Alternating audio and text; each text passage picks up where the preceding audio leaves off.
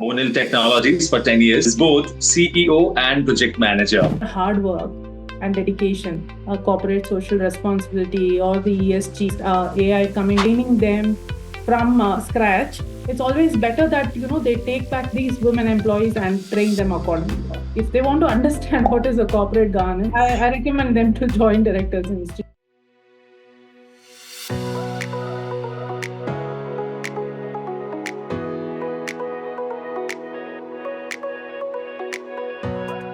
Hello, everyone, and welcome to FaceTime with Leaders, a podcast series by Directors Institute, World Council of Directors. I'm Sunny Pancholi, and today we have the privilege of speaking with a proficient human resource professional with an extensive background spanning 15 years across IT, telecom, ITES, and retail industries. She has efficiently fulfilled the challenging role of a proprietor for a specialized manpower placement consultancy firm, Monal Technologies, for 10 years. Additionally, she is also establishing Vyaparis, a subscription app for businesses where she excels as both CEO and project manager. It is my pleasure to introduce Ms. Priyanka G to the podcast. Priyanka, welcome and thank you for joining us. So, since 2010, you have led Monal Technologies, a specialized manpower placement consultancy known for its remarkable zero turnaround time in recruitment. So, what strategies did you implement to achieve this standard, and how do you maintain it consistent? Strategies, well, it's a little bit of secret. Please share your secret with us today. Well, there's nothing like a strategy. It is just sheer hard work and dedication. Because maybe fortunately or unfortunately, I got to work with a lot of product-based companies. So when we say a product-based company, they usually have niche and super niche skill set. So vanilla skills being a normal Java developer or a .NET developer, all these falls under vanilla category, wherein we find a plenty of people in the market. But when you say niche skill, something like Android was niche about 10-15 years back. It is no more a niche now. And something called as railway signal design engineers. This is something which is a niche skill. So I got to work with this kind of requirements. And as it is, the vendors who work for niche skills are very less in the market. So when I established Monal Technologies, I had to compete with the vendors who were already established and who were already working for the clients. So the requirements that we would get would be any time in a day. Like they could give it by around 10 a.m. in the morning or 5 p.m. also.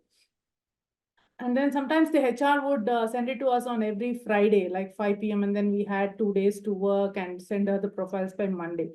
But being in the business, being a proprietor, I did not want to take any chance. So as soon as I got the requirements, and I would immediately start working on that. So it would not be practical to call the candidates like for say by 8 p.m. or 9 p.m. in the evening. But then we would source the profiles and keep it ready for that day. Suppose we got a requirement by around 5 p.m. and I would start immediately working without troubling my staff and source and filter the profiles and then send them the JDs and the requirements and everything and keep a set of profiles ready. So the first thing in the morning we would do is start calling the candidates and check their interest level and all those things. So usually any company would start by around 10 a.m. in the morning. By the time everybody would open their office, we would have already sent a bunch of profiles to the HRs. So that way we would reduce the, that duplications also. So this was the strategy. So it is just sheer hard work without looking at the time. So that's how we could achieve turnaround time, zero turnaround time. Amazing, amazing. All right. Ms. Priyanka, you possess a robust conceptual and theoretical expertise in employer relations and performance management. All right. So, according to you, how can companies implement policies to manage employees' major stressors without overstepping their role as employers? Well, I think all of us as human beings will have two different kind of stress. One is the personal stress and other is the professional stress. So it is as simple as that. We need to, it is very quite difficult to manage the personal stress. But in the organization, people say, you should never discuss about your personal life with your colleagues. Your colleagues are not your friends. You have to just work and go. I think this notion should be changed.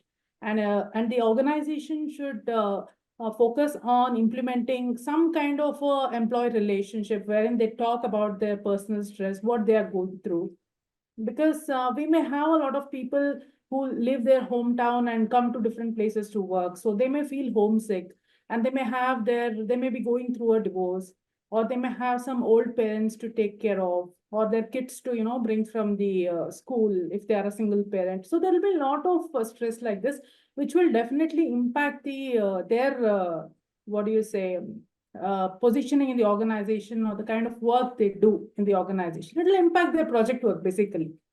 So I think the company should have kind of policies where they interact with employees one on one and figure out where they are lagging behind and see where what best can be done for them. So this way, I think it will be helpful. Absolutely, absolutely, Ms. Priyanka. I completely agree with you. All right. So moving ahead, you're currently the CEO and project manager of Vyaparis, a subscription app for businesses, right? Yeah, that's right. All right. So how do you think your understanding of corporate governance influences the future outcome of strategic decisions that you make? Well, being in the business or a proprietrix, we are limited to a certain things in our own business. Like we'll just do the regular business on a daily basis without having to know much about the corporate governance.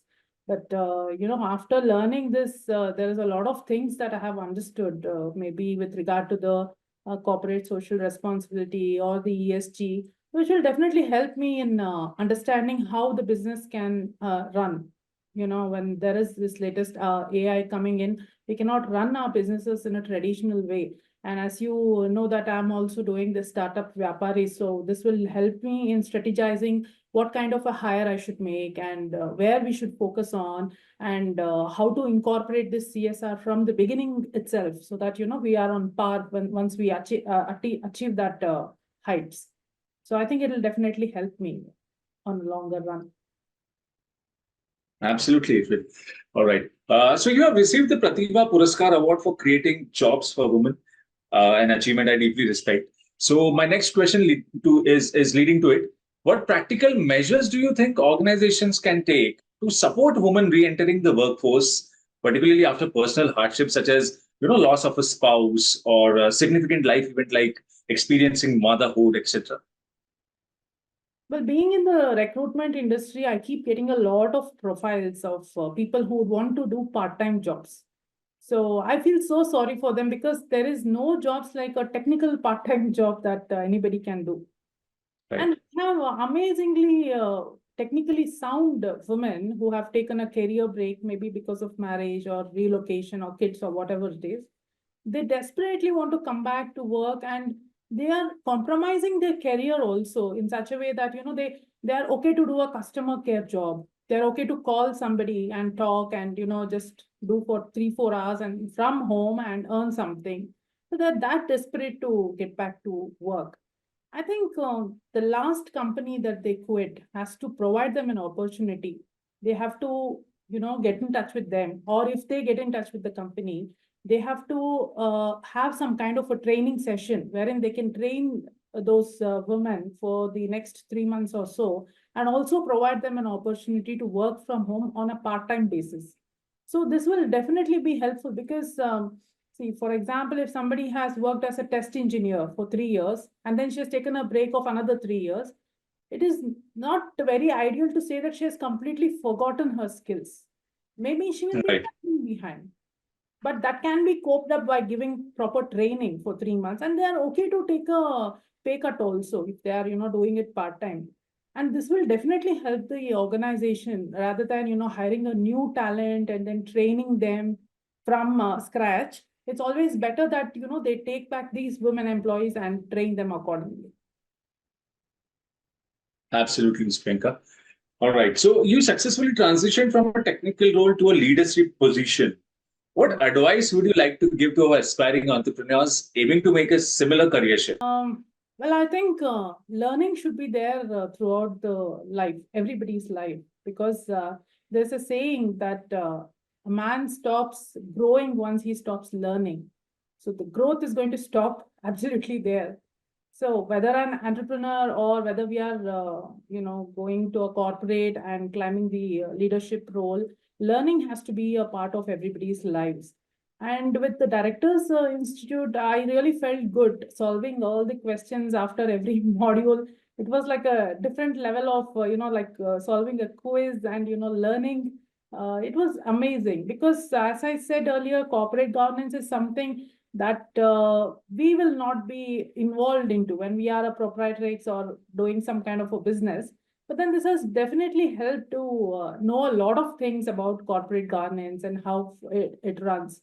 And also, there is a ending for everything that begins and vice versa. So I think there are a lot of people who would like to, stop their entrepreneur journey or stop their business, maybe due to various reasons, and then get back to work. I think I would advise all of them to join Directors Institute, to be very frank, or any such programs, and then climb up the ladder. Thank you for this recommendation. I truly appreciate it. All right. I greatly value the insightful discussions we are having right now and the depth of your response. All right. So, do you believe that the courses offered by Directors Institute can equip HR professionals with the unique skills and insights needed to stand out from the competition? Yeah, definitely. Not only for the HR people, I think everybody who is in business or not in business, or a HR or a finance or anybody, should understand, if they want to understand what is a corporate governance, they will have to undergo such training programs, because everybody will be expert in their own field, but they will not know anything beyond that. If a HR recruiter, she will only be in the recruitment industry, not even knowing the payrolls or anything like that. Same thing goes to every other fields of the HR also. So I think this will definitely help everybody in understanding the next level of corporate governance. And in a way, they can also, it will help in boosting up their career as well. Absolutely. I recommend them to join Directors Institute, because I really like the modules. And Okay. also one more thing I would like to add, after a certain age, it is very essential to relearn, because as a woman, they just take career break, and then the kids grow up, and after a certain age, they'll have to get back to work and understand how the technology or how fast the world is moving. So I would definitely recommend all of them to join such programs and upskill themselves. Absolutely. So, for all the viewers who are watching this, key takeaways are, first and foremost thing is hard work. There is no replacement of hard work. You have to do it to make a successful career out of it. Second thing is learn, unlearn, and relearn. Right? Yes, true. All right.